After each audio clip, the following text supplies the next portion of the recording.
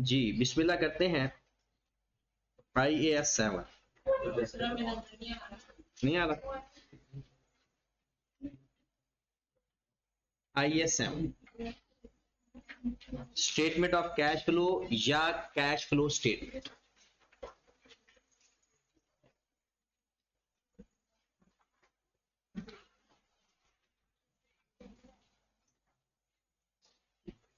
Statement of cash flow या cash flow statement, ये सब स्टैंडर्ड है IAS 1 का।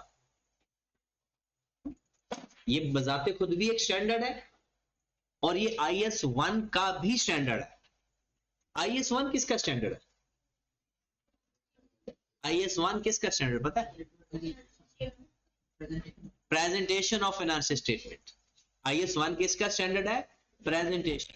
और जो प्रेजेंटेशन के अंदर आता है उसका एक फॉर्मेट होता है। Statement of change and equity भी IAS 1 के अंदर है, स्टेटमेंट ऑफ फाइनेंशियल पोजीशन भी IAS 1 के अंदर है, स्टेटमेंट ऑफ कंप्रीहेंसिव इनकम भी, और स्टेटमेंट ऑफ कैश फ्लो भी। इसका मतलब इसकी प्रेजेंटेशन है। प्रेजेंटेशन का मतलब है कौन सी चीज कहां प्रेजेंट करनी है, अपनी मर्जी नहीं कर सकते। वैसे कैश फ्लो तो नॉर्मल है। कैश फ्लो की अगर मैं नॉर्मल बात करूं ना, तो कैश फ्लो का मतलब है बिजनेस में साल भर में कैश आया कितना और कैश आउट कितना हुआ, कैश इन कितना हुआ और कैश आउट कितना हुआ। तो अच्छा मुझे बताएं, क्या नॉर्मल बिजनेस में या जब तक जितनी एक आपने अकाउंटिंग पढ़ ली है, क्या कोई ऐसा कभी लेजर बनाया हो या कोई ऐसी बुक बनाई हो जहां पर आपको लग रहा हो कि अच्छा इतना कैश आया है इस साल या महीने में और इतना कैश आउट हुआ है? कैश बुक, जो कैश बुक हम बनाते हैं उसमें डेबिट साइड पर क्या लिखते हैं? जो हमारे पास कैश या बैंक आता है। और क्रेडिट साइड पर क्या लिखते हैं? तो वो भी तो वही होता है। वो जो कैश बुक बनाते हो ना वो कैश फ्लो ही है। तो फिर हम ये कैश फ्लो स्टेटमेंट क्यों बना रहे हैं? रिकंसाइल करने के लिए। रिकंसाइल का मतलब मैच करने के लिए, कि हमें ये पता चल जाए जिस दिन उसने पेपर में ये कह दिया ना कि कैश की रिकंसिलिएशन स्टेटमेंट बनाओ, तो किसी ने कुछ भी नहीं करना, क्योंकि किसी को पता ही नहीं है कि कैश फ्लो स्टेटमेंट ही असल में क्या चीज है, कैश को रिकंसाइल करने का तरीका। रिकंसाइल का मतलब क्या होता है? BRS तो पढ़ा हुआ था ना छोटे होते आपने, बैंक रिकंसिलिएशन स्टेटमेंट। क्या करते थे कि हमारे पास जो बैलेंस आ रहा है क्या वही बैलेंस बैंक अकाउंट में भी आ रहा है, और अब कैसे रिकंसाइल करेंगे? जो कैश बुक का बैलेंस आ रहा है क्या एक्चुअल में हमारी स्टेटमेंट का भी वही बैलेंस आ रहा है? अगर वो दोनों बराबर आ जाते तो रिकंसाइल हो गया, और अगर बराबर नहीं आए तो समझो फिर हमारे या तो क्वेश्चन के अंदर कोई गड़बड़ है या हमसे सवाल नहीं हुआ। तो कैश फ्लो स्टेटमेंट से वही बैलेंस आना चाहिए जो कैश बुक का ब्रॉड ऑन या कैरिड ऑन, कैरिड ऑन है। तो हमारा कैश फ्लो स्टेटमेंट का हम सारा कैश फाइंड करके और उसको रिकंसाइल कर देंगे जो कैश बुक का बैलेंस पड़ा। कैश बुक में पता कौन कौन से बैलेंस आते हैं? कैश का भी, बैंक का भी, कैश का भी और बैंक का भी, ठीक है। और इसके अलावा भी कुछ साथ डिस्काउंट उसका नहीं होता है, कैश बुक के अंदर नहीं आता था, वो उसका मेमोरेंडम कॉलम होता है बस, वो कैश बुक का हिस्सा नहीं होता, वो जस्ट एक मेमोरेंडम कॉलम होता है। अच्छा कैश फ्लो स्टेटमेंट में उसने क्या कहा कि हम देख लेते हैं कैश कहां कहां से आता है। इन यानी खर्चा कहां पर होता है और आता कहां से है। कैश उसने ना बिजनेस की 3 एक्टिविटीज के हिसाब से कर दी, कि उसने कहा जी कैश फ्लो हमारे पास ऑपरेटिंग एक्टिविटी का अलग कर देना है, ऑपरेशन से ऑपरेटिंग एक्टिविटी, कि जितना ऑपरेटिंग एक्टिविटी से कैश आएगा वो हम अलग लिख देंगे। फिर वो कहता है इन्वेस्टिंग एक्टिविटी का कैश हम अलग लिख देंगे। ये सिर्फ कैश आना नहीं है, जाना भी है। इन्वेस्टिंग एक्टिविटी का कैश कहते हैं जी हम अलग लिख लेते हैं, और फाइनेंसिंग एक्टिविटी का कैश अलग लिख लेते हैं। कहते हैं कैश फ्लो को ना हमने 3 हिस्सों में डिवाइड कर देते हैं। ऑपरेटिंग एक्टिविटी से कितना इन आउट हुआ, इन्वेस्टिंग एक्टिविटी में कितना इन आउट हुआ, और फाइनेंसिंग एक्टिविटी में कितना इन या आउट हुआ। अब अगर हम ऑपरेशन की बात करें ऑपरेटिंग एक्टिविटी की बात करें तो इसमें ज्यादातर क्या चीजें आती हैं, आपका एसओपीएल, मैंने क्या करूं 100% एसओपीएल नहीं, ज्यादातर, और आपका वर्किंग कैपिटल।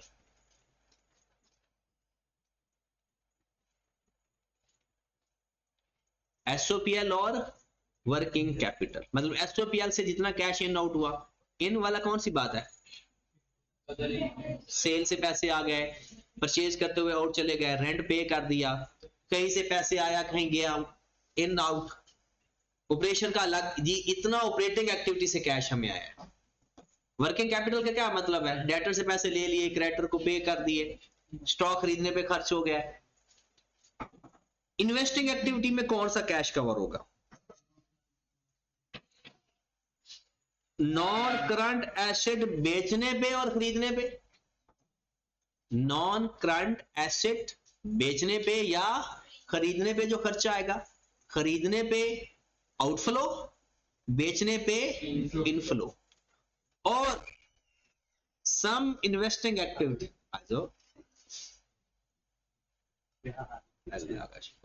कितनी देर मुझे इंतजार में बैठना है, कितनी देर बैठ जाओ नीचे ऑफिस में, ऑफिस में कर देंगे जल्दी फ्री,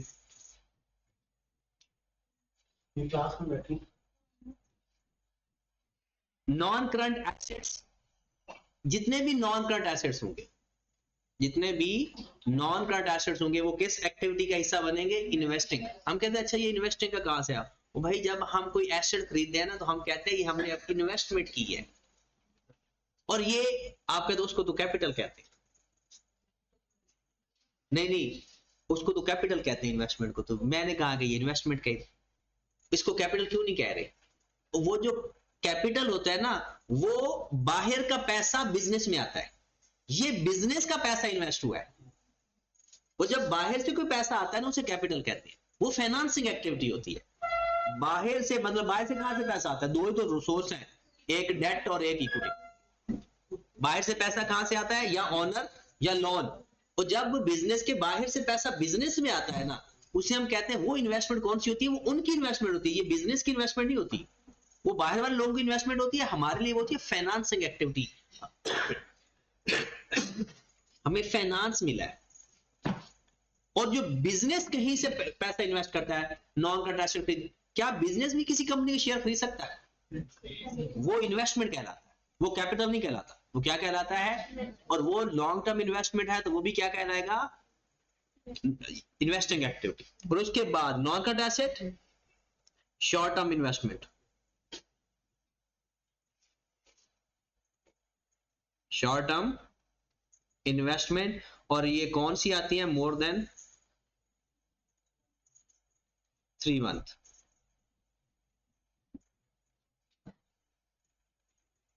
मोर देन 3 मंथ वाली, जो लेस देन 3 मंथ वाली इन्वेस्टमेंट आती है ना वो कैश इक्विवेलेंट में चली जाती है, वो किस में जाएगी, कैश इक्विवेलेंट, वो फिर इन्वेस्टिंग एक्टिविटी का हिस्सा नहीं बनेगी। तो इन्वेस्टिंग एक्टिविटी के अंदर क्या क्या चीजें आएंगी, नॉन करंट एसेट का सारी खरीदो फरोख्त, वहां पर कितना कैश लगा और कितना कैश रिकवर हुआ, और शॉर्ट टर्म इन्वेस्टमेंट अगर आपने कोई की है 8 महीनों के लिए, 10 महीनों के लिए, 15 महीनों के लिए हो नहीं सकती, क्योंकि वो तो फिर लॉन्ग टर्म इन्वेस्टमेंट बन जाएगी, वो तो नॉन करंट एसेट बन जाएगी। फाइनेंसिंग एक्टिविटी में भी क्या क्या कवर होगा, फाइनेंसिंग एक्टिविटी में इक्विटी से रिलेटेड, क्या मतलब शेयर इशू किए या बाय बैक किए, इशू करने से क्या होता है, कैश आएगा जाएगा, आएगा, बाय बैक से क्या होगा, आउटफ्लो हो जाएगा, लोन से, लोन रेज किया तो आ गया, लोन पे किया, तो जितना लोन पे कैश इन आउट होगा, इक्विटी पे कैश इन आउट होगा, वो फाइनेंसिंग एक्टिविटी है। और वैसे भी आप तो आप बड़े हो जाओ थोड़े से, ये चीजें हमारी जिंदगी का हिस्सा है, इनकी जो टर्म्स है ना, इन्वेस्टिंग एक्टिविटी, ऑपरेशन, जब भी लफ्ज ऑपरेशन होता है ना इसका मतलब है ये सेल परचेज स्टॉक, ऑपरेशन का मतलब ये होता है। इन्वेस्टिंग एक्टिविटी का मतलब क्या होता है, ये बिजनेस की बात कर रहा हूं, ऑनर की नहीं, ऑनर की इन्वेस्टमेंट कैपिटल कहलाती है, बिजनेस कहीं इन्वेस्ट करेगा, कहीं पैसा लगाएगा, वहां उसको इस्तेमाल करेगा, वो क्या कहलाता है, इन्वेस्टिंग एक्टिविटी। बिजनेस पैसा कहीं से लेगा, फाइनेंसिंग एक्टिविटी।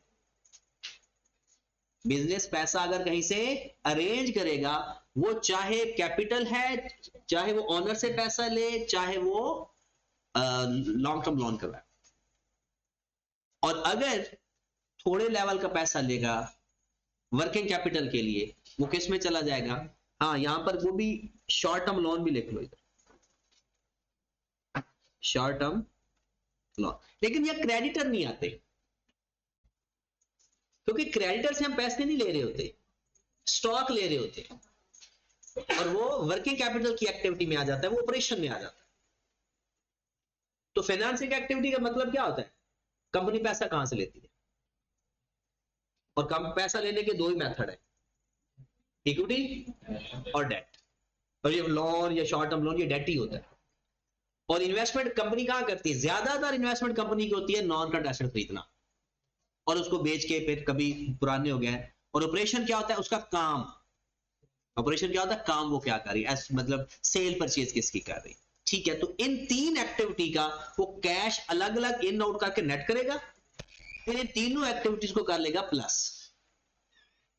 वो जब तीनों एक्टिविटी को प्लस कर लेगा ना, तो फिर वो उसको किसके साथ कंपेयर करेगा? कैश बुक की। वो जो कैश बुक में इतना बैलेंस था उसके कैरी ऑन के साथ इन एक्टिविटीज को कंपेयर करेगा, और उसे पता चल जाएगा कि जी मेरा कैश इन या आउट कितना। चले जनाब, फिर फॉर्मेट पढ़े, क्योंकि आपको पता है ये प्रेजेंटेशन का दे एक एक कॉपी ले ली। यहां तक ओके है? क्लास में ही रहना, कहीं इधर उधर नहीं जाना।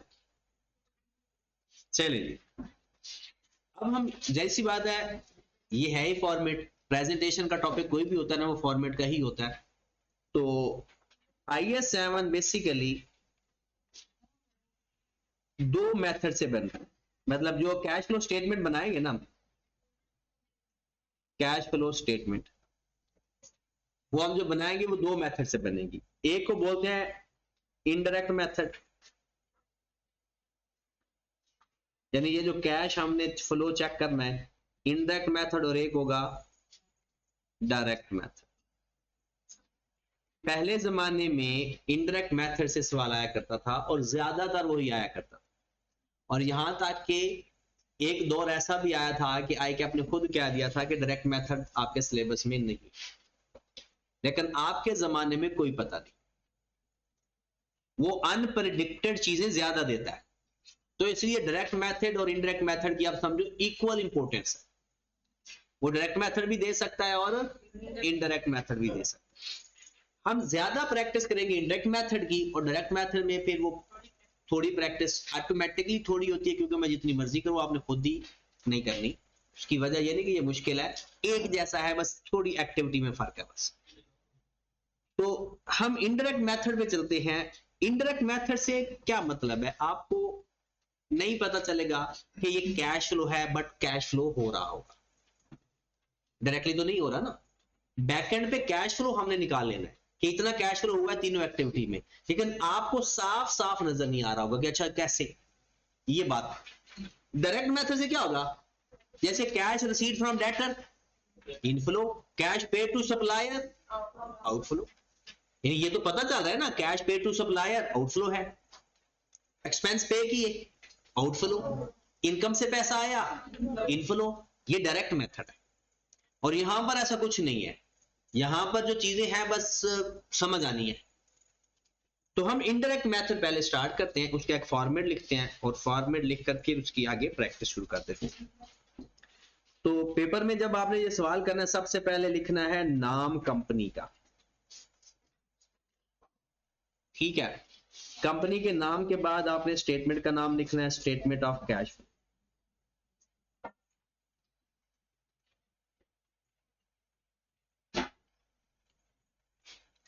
कंपनी का नाम लिखना है और फिर लिखना है स्टेटमेंट ऑफ कैश फ्लो। फिर लिखना है आपने फॉर द ईयर एंडेड 31 दिसंबर 2024, और पेपर में वो डेट लिखनी है जो गिवन होगी। सबसे पहले हमने लिखना है कि ऑपरेशन से कितना पैसा आपको आ रहा है, ऑपरेटिंग एक्टिविटी से कितना पैसा आ रहा है। तो उसकी हेडिंग दे देते हैं cash flow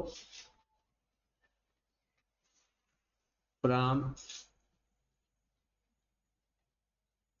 operating activity, cash flow from operating activity, और आगे लिख देते हैं रुपीस। ऑपरेटिंग एक्टिविटी की पहली हेडिंग हम लिखते हैं जिन्हें प्रॉफिट बिफोर टैक्स।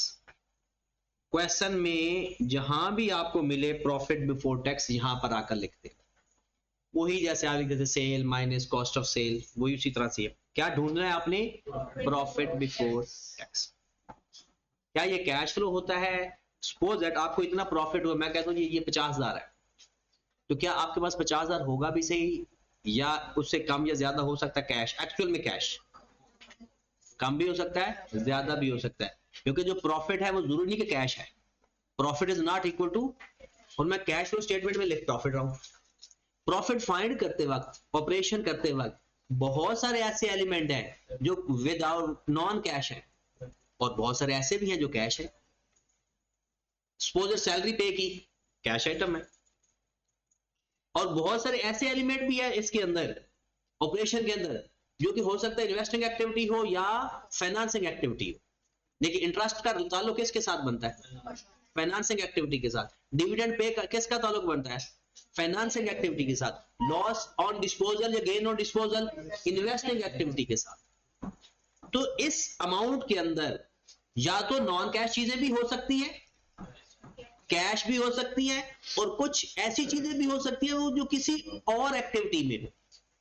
तो अगर मैं बाकी एक्टिविटी के जो कैश और नॉन कैश यहां एडजस्ट कर दूं तो बाकी बच जाएगा कैश फ्लो फ्रॉम ऑपरेशन।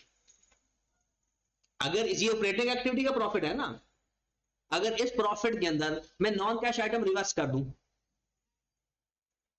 वो खत्म हो जाएगा इफेक्ट, और अदर एक्टिविटी का भी कैश चीजें यहां से निकाल लूं, वो भी खत्म हो जाएंगी, तो बाकी बच क्या जाएगा? ऑपरेटिंग एक्टिविटी बच जाएगी, और वो कैश फ्लो बच जाएगा बाकी, क्योंकि मैंने नॉन कैश भी रिवर्स कर दिए और अदर एक्टिविटी को भी यहां से निकाल दिया, तो बाकी बच जाएगा cash flow from operating activity. और हेडिंग में क्या लिखा है? Cash flow from operating. तो इसमें एडजस्टमेंट करनी पड़ेगी हमें, तो एडजस्टमेंट कर लेते हैं।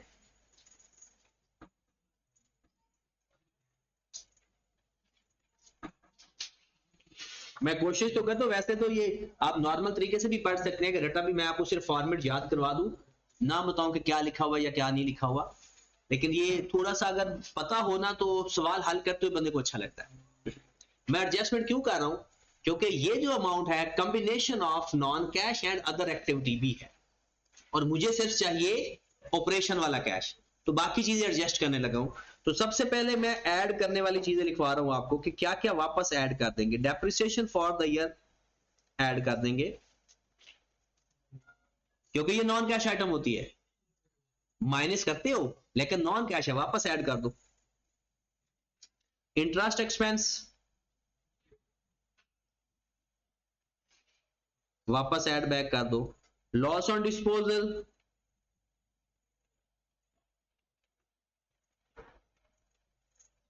वापस ऐड कर दो। उसके बाद लॉस ऑन इन्वेस्टमेंट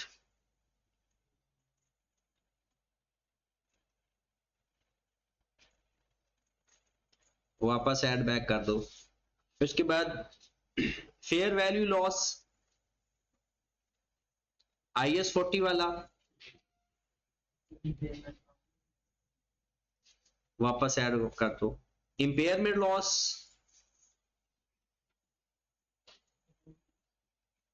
IAS 36 वाला, ये सारे हमारे एक्सपेंसेस में लिखे होते हैं ना, बट ये नॉन कैश है, या तो नॉन कैश होंगे या फिर अदर एक्टिविटी वाले होंगे। वो अदर एक्टिविटी जाएगा, फाइनेंसिंग एक्टिविटी का वो हिस्सा है, वो ऑपरेशन में नहीं आएगा क्योंकि वो लोन से रिलेटेड करता है ना। उसके बाद रीवैल्यूएशन लॉस IAS 16 वाला वो भी माइनस कर देंगे। ठीक होगी बात। एनआरवी लॉस इधर नहीं आता। एनआरवी लॉस ऑपरेशन ही होता है, वो इन्वेंट्री का हिस्सा ही होता है, वो उसके अंदर या तो ये हम या तो किसी और एक्टिविटी का हिस्सा हो या फिर नॉन कैश हो। हाँ, एक और चीज जो मैं रेड कलर में लिखूंगा ये ऑप्शनल होगी, increase in allowance for bad debts.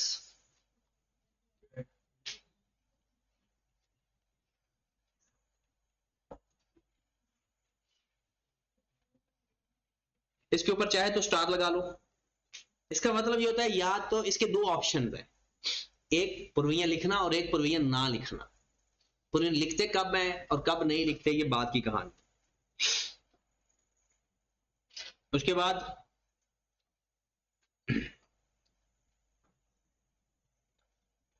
दो तीन लाइनें छोड़ दो, शायद कोई बात याद आ गई तो फिर लिख लेंगे। लेस करने वाले आप लिखते, सॉरी मुझे कोई हैरानगी नहीं हुई तो मुझे पता है। लेस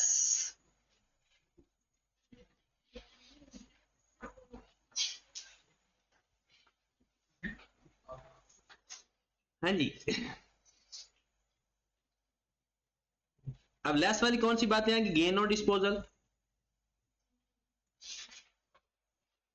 अच्छा ये पता है लेस और ऐड करने वाला का जो कॉन्सेप्ट चल रहा है, वो जो चीजें प्रॉफिट में माइनस हो चुकी है थी ना, वो प्लस करनी है, और जो प्लस हो चुकी है ताकि हमने रिवर्स करनी है, उसका इफेक्ट रिवर्स करना है, गेन और डिस्पोजल। फिर उसके बाद profit on investment,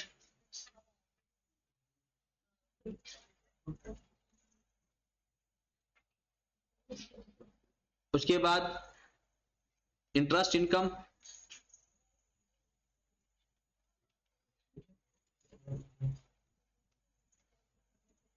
fair value gain, कौन से वाला IS 40 वाला, रेंटल इनकम। आप कहेंगे रेंटल इनकम तो ऑपरेशन है, ये कौन सी रेंटल इनकम है भला, IS 40 वाले,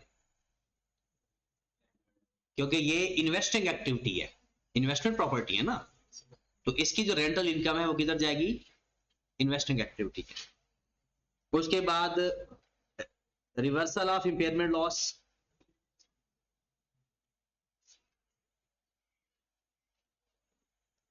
क्योंकि अगर इंपेयरमेंट लॉस का रिवर्सल हुआ होगा तो एक्सपेंस बना होगा या इनकम बनी होगी, income. Reversal of impairment loss income होगी, क्योंकि एसओपीएल हमारा क्रेडिट हो गया होगा, तो उसको भी रिवर्स कर देंगे। Reversal of revaluation loss,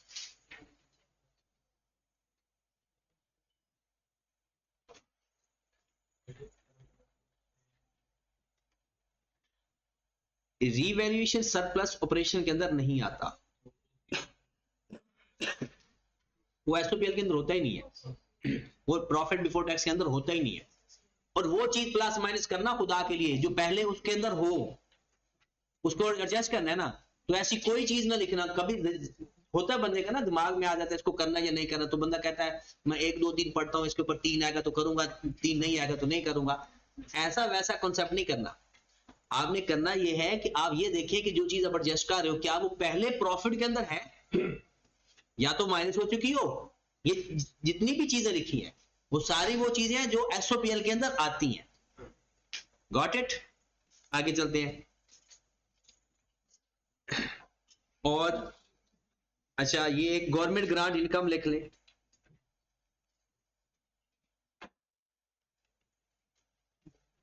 IS 20 वाली, वही 2 3 लाइनें छोड़ दे ताकि अगर कोई और वैल्यू हमारे दिमाग में आई या सवाल करते वक्त कभी आई तो फॉर्मेट में हम एडजस्ट कर लेंगे। मैक्सिमम चीजें मैंने लिखवा दी हैं, ये बहुत मैक्सिमम है। पेपर में 2 3 चीजें आती होती हैं, सारी चीजें नहीं आती होती। ठीक है, इन्वेस्टिंग है क्योंकि government grant non current asset से रिलेट करती है। तो ये हमारे पास क्या आ जाएगा, इसे हम बोलते हैं profit before working capital changes,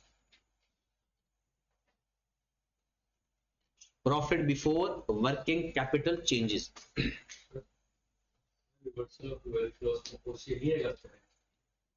पहले आपको रिवर्सल लॉस आया था तो आपने डेबिट किया, अगले साल आपको सरप्लस आया तो पहले लॉस रिवर्स करेंगे ना, तो जितना लॉस रिवर्स करेंगे वो अमाउंट इधर आएगी, जो ओसीआई के नाम से आएगी वो नहीं आएगी, एक्सेस नहीं आएगा, सिर्फ रिवर्सल लॉस वाली अमाउंट एसओपीएल वाली आएगी, ओसीआई वाली नहीं आएगी।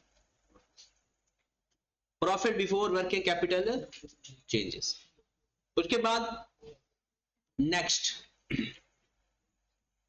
उसके बाद हमने इसमें क्या एडजस्टमेंट करते हैं, वर्किंग कैपिटल चेंजेस को देखते हैं, क्योंकि ऑपरेशन के अंदर क्या देखते हैं, एसओपीएल, एसओपीएल को हमने एडजस्ट कर दिया। उसके बाद दो चीजें देखते हैं इसमें ऑपरेटिंग एक्टिविटी के अंदर, एक एसओपीएल की एलिमेंट वो कर दी, अब वर्किंग कैपिटल। अब वर्किंग कैपिटल चेंजेस के अंदर सबसे पहले हमने लिखना है इन्वेंट्री इंक्रीज हुई है तो क्या करेंगे, इन्वेंट्री की बजाय ना आप ऐसा लिख लो, करंट एसेट लिख लो, लेकिन करंट एसेट में कहीं लिखते हुए गलती हो तो चले मैं नोट लिखवा दूंगा, करंट एसेट्स अगर इंक्रीज होंगे तो माइनस कर देना, करंट एसेट्स अगर डिक्रीज होंगे तो प्लस, करंट एसेट्स अगर इंक्रीज होंगे तो माइनस, करंट एसेट अगर डिक्रीज होंगे तो प्लस। ये कॉन्सेप्ट आपको अगर एक्रूअल एंड प्री पेमेंट का चैप्टर आपने पढ़ा हुआ है तो वहां पर ये करवाया गया, लेकिन आपको पता नहीं होगा। क्लोजिंग बैलेंस अगर बढ़ जाए तो पेमेंट और एक्चुअल में कितना डिफरेंस होता है, ये वो बातें इसको आप डिटेल में पढ़ेंगे क्वेश्चन करते वक्त।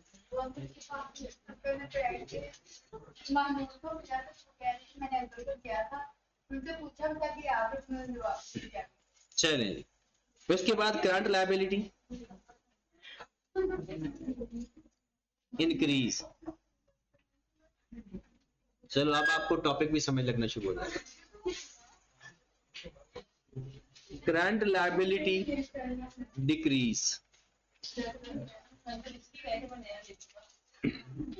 तो वर्किंग कैपिटल के अंदर एक नोट लिखना चाहते हो तो नोट लिख लो, all working capitals are not included in this section. सारा वर्किंग कैपिटल इधर नहीं आना, कुछ आना है वो बाद में लिखवाऊंगा, अभी हम फॉर्मेट लिख रहे हैं। हमने लिख दी ना करंट एसेट्स और करंट लायबिलिटीज, सारी करंट एसेट्स और करंट लायबिलिटीज नहीं आनी, कुछ सिलेक्टेड करंट एसेट्स और करंट लायबिलिटीज आनी। तो यहां पर ये अपने अल्फाज में लिख लो,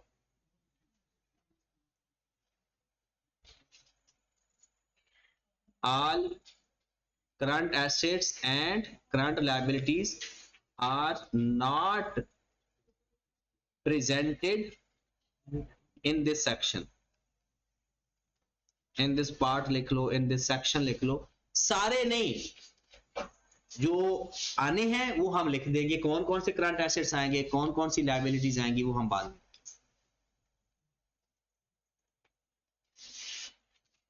यहां पर हमारे पास ये उसी एक ही लाइन पे जा रहा है सारा काम, हम लिखेंगे cash generated from operation, cash generated from operation.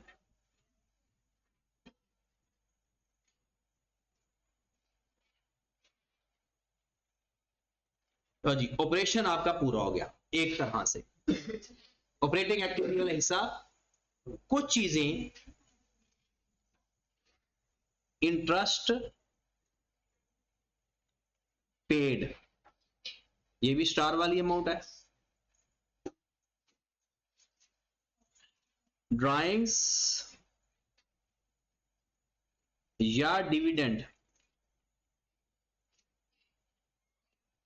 Paid,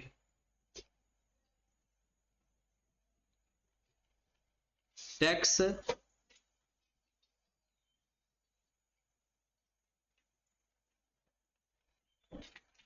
paid,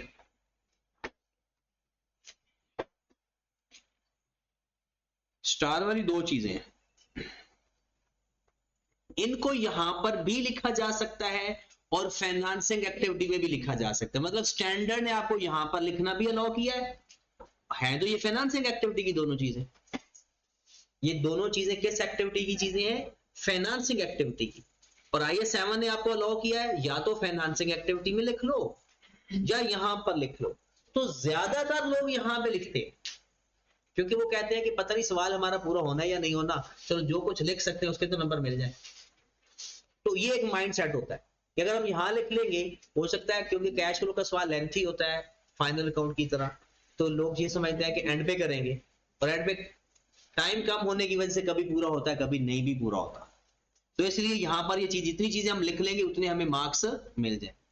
तो जो ब्लैक वाली चीज है वो ऑप्शनल नहीं है, तो मैं रेड कलर में लिख रहा हूं ये ऑप्शनल है। तो इसको कहां कहां लिख सकते हैं? या ऑपरेटिंग एक्टिविटी के अंदर, या और ऑपरेटिंग एक्टिविटी भी बॉटम पे, ऊपर रिवर्स किया दिया था हमने, ऊपर रिवर्स करके यहां पर लिख, तो आपकी ऑपरेटिंग एक्टिविटी पूरी होगी। आपने लिखना है ये है आपका net cash flow from operating activity.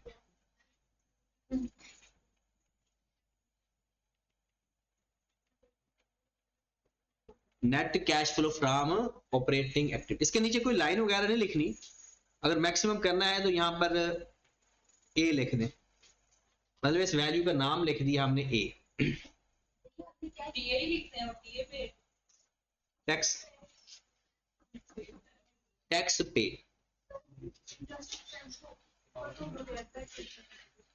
अच्छा ये देखें,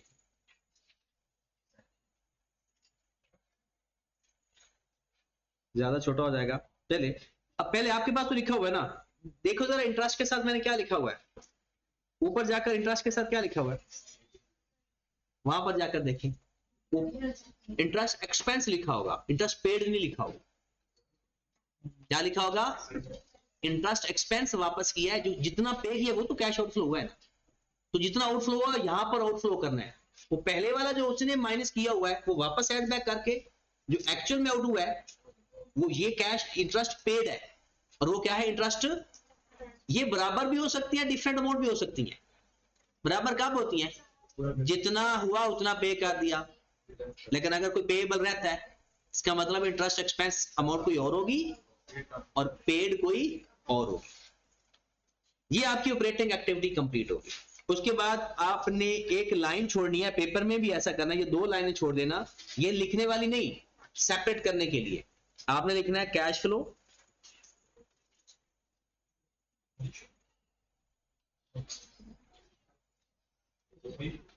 from investing activity.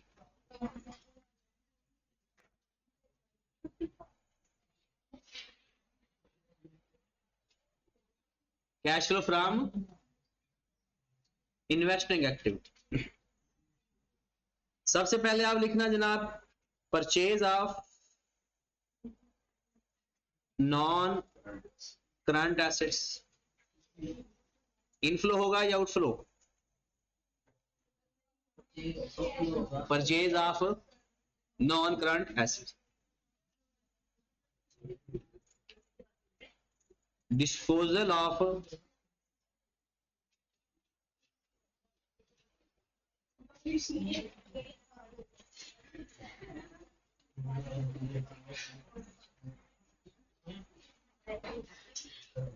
Disposal of non current, वो इधर बाद में बारिश हुई तो बाद पता चल जाएगा भाई। Disposal of non current asset, inflow. उसके बाद रेंटल इनकम,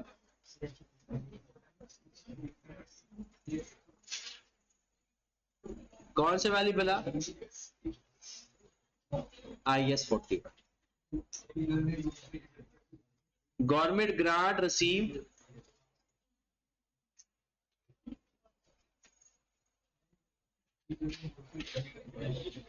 फिर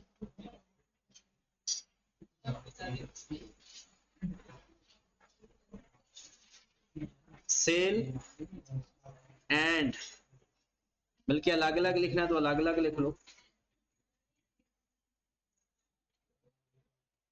purchase of short term investment,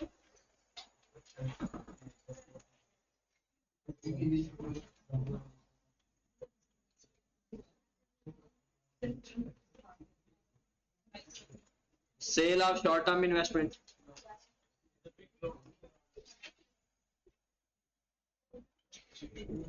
interest received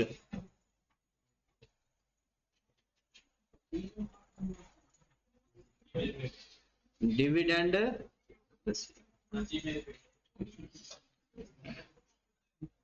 purchase of non-current asset, disposal of non-current asset, rental income is 40 वाली, government grant received, purchase of short term investments, फिर sale of short term investment और interest received या dividend received। वहां पर ऊपर interest receive नहीं लिखा था, इंटरेस्ट इनकम वो माइनस कर दी थी, और जितना इंटरेस्ट रिसीव किया वो यहां पर आकर ऐड, वैसे भी वहां पर होना भी नहीं चाहिए उसको। अच्छा, उसके अंदर जो ऐड हुई होगी वो इंटरेस्ट इनकम होगी या इंटरेस्ट रिसीव्ड ऐड हुआ होगा? एसओपीएल के अंदर तो इनकम होगी ना, और हमने तो कैश फ्लो देखना है, तो कैश फ्लो यहां पर कर दिया और वहां पर रिवर्स कर दिया। ये आपकी इन्वेस्टिंग एक्टिविटी पूरी होगी। Net cash flow from investing activity, net cash flow from investing activity.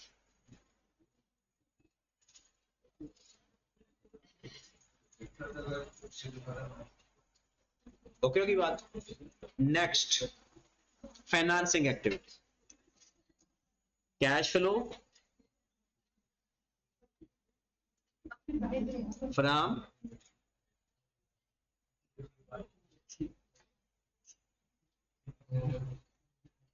Financing activity, cash flow from financing activity.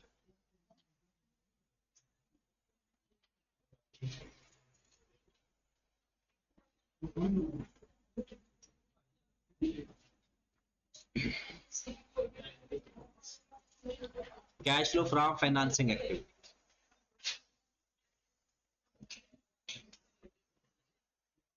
Issue of share capital, या बल्कि आप लिख लें increase in share capital and premium. Inflow या outflow? Share capital, increase in share capital and premium. फिर loan raise, inflow loan paid,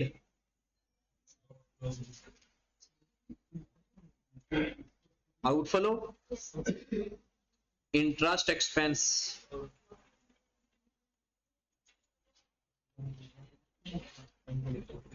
interest paid. ये वाला red में क्यों लिखा है? वहां नहीं लिखोगे तो यहां लिखोगे, और अगर उधर भूल गया तो फिर यहां का लिख लेना।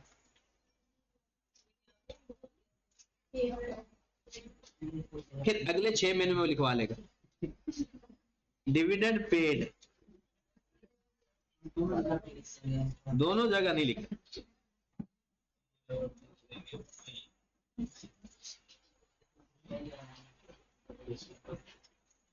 Net cash flow from financing activity, net cash flow from financing activity.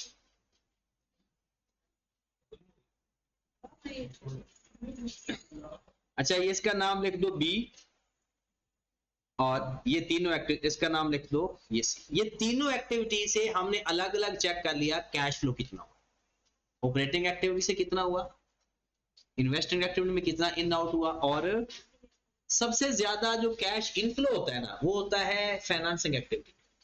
और सबसे ज्यादा जो आउटफ्लो होता है ना वो होता है इन्वेस्टिंग एक्टिविटी, और जो ऑपरेशन होता है ना उसमें ना बहुत ज्यादा इनफ्लो होता है ना बहुत ज्यादा आउटफ्लो होता है, वो नॉर्मली ज्यादा होता है। बेहतर होता है, किसी भी बिजनेस की अच्छी पहचान होती है कि उसकी ऑपरेटिंग एक्टिविटी में कैश फ्लो पॉजिटिव आ रहा, वो सबसे बेस्ट कैश फ्लो अच्छा होता है।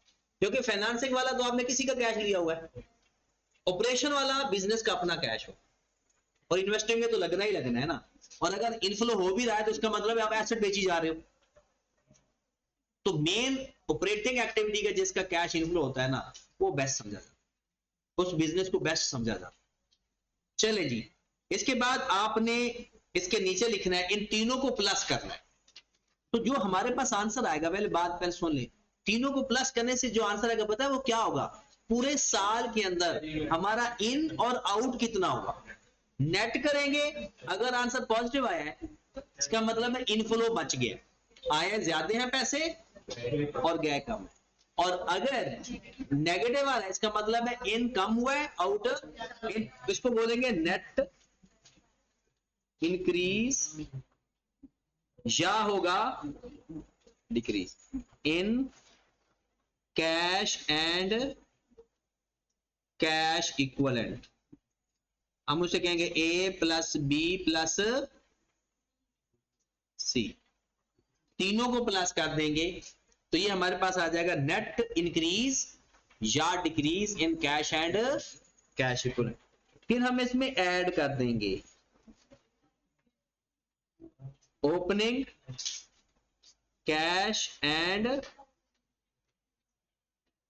Cash equivalent. चलिए जरा आप में से किसी से मैं पूछ लेता हूं, पूरे साल भर में नेट कैश का जो इन और आउट हुआ वो ऊपर वाली अमाउंट है, मैंने उसके अंदर ओपनिंग ऐड कर दिया, तो जवाब वाला कौन सा आना चाहिए? कैश बुक का कैरी डाउन। अगर ये कैश बुक के कैरी डाउन के बराबर आ गया समझो हमारा सवाल ठीक है, और अगर उसके बराबर नहीं आता तो समझो सवाल गलत है। हाँ, बराबर भी आ जाए फिर भी गलत हो सकता है। अब आपको पता है ना जीनियस लोग होते हैं। तो ये कौन सा आंसर आएगा हमारे पास? क्लोजिंग,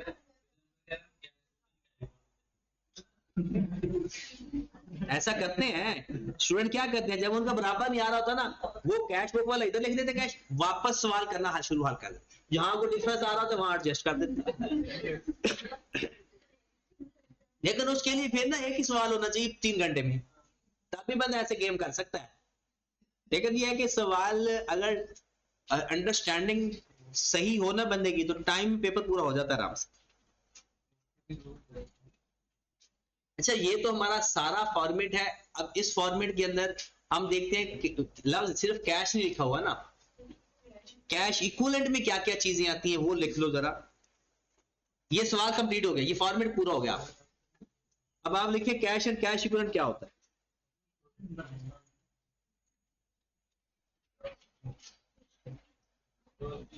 अच्छा, अगर वो कहता है ना रिकनसाइल करो तो ये वाला हिस्सा रिकनसाइल कराता है। तीनों एक्टिविटी का कैश प्लस ओपनिंग बराबर आ जाना चाहिए क्लोजिंग के। और अगर वो कहता है रिकनसाइल बनाओ तो तीनों एक्टिविटी वर्किंग में बनाओ प्रॉपर, जैसे सॉल्यूशन करते हैं, फिर वो तीनों एक्टिविटी को प्लस करके ओपनिंग उसके अंदर ऐड करो और क्लोजिंग के बराबर चेक करो। कैश एंड कैश इक्विवेलेंट में क्या आता है? कैश आता है जी, बैंक आता है, बैंक ओवरड्राफ्ट आता है,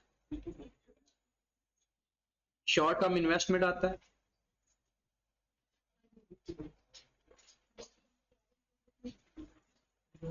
अच्छा आप कहोगे शॉर्ट टर्म इन्वेस्टमेंट कहीं और भी लिखा है, ये कौन सा आएगा? Less than 3 month. जो short term investment less than 3 month की होगी वो यहां पर आएगी, और जो ग्रेटर देन 3 मंथ वाली शॉर्ट टर्म इन्वेस्टमेंट वो इन्वेस्टिंग एक्टिविटी में चलेगी। तो ये 4 चीजें। वैसे एक शॉर्ट टर्म लोन भी जो वाह छोटा सा शॉर्ट टर्म लोन हो, वैसे नहीं कहते ये थोड़े से पैसे पकड़ाए मैं आके देता हूं, ना वो आता है ना वो पैसे आते हैं, तो इसलिए हम उसको नहीं लिखते। वैसे शॉर्ट टर्म इन्वेस्टमेंट का भी 3 मंथ का कोई चक्कर कह दे ना तो वो भी इधर लिख सकते हैं। ठीक, वो भी फिर कैश इक्विवेलेंट के तौर पर आ जाएगा। नॉर्मल ये चार चीजें, लेकिन मेरे बेहतर यही है कि उसको उधर ही जाने दें, financing activity, short term loan financing activity में रहने दें। तो ये कैश एंड कैश इक्विवेलेंट, ठीक होगी बात। ये है हमारा फॉर्मेट। और आपको पता है जब हम फॉर्मेट लिखते हैं तो उसके बारे में अगली बात क्या होती है कि इसको कितनी दफा लिख कर आना है, चलो 2 दफा लिख कर आना, इसके बगैर 2 दफा जो लिखा गया है ना, और जिसने चीटिंग की उसको फिर मार दिया जाएगा।